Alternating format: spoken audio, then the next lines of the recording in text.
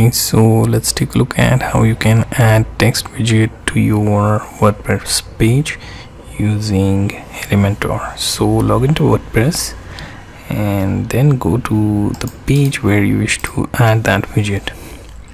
Okay, so I'm going to edit the page in Elementor, and then on left hand side you will find the page builder has basic widgets. So from that we choose this text editor widget and drop on the page, and here you see it has default text which you can extend as you wish. Okay, so let's copy, paste, then space, paste. Okay, then it looks something like this.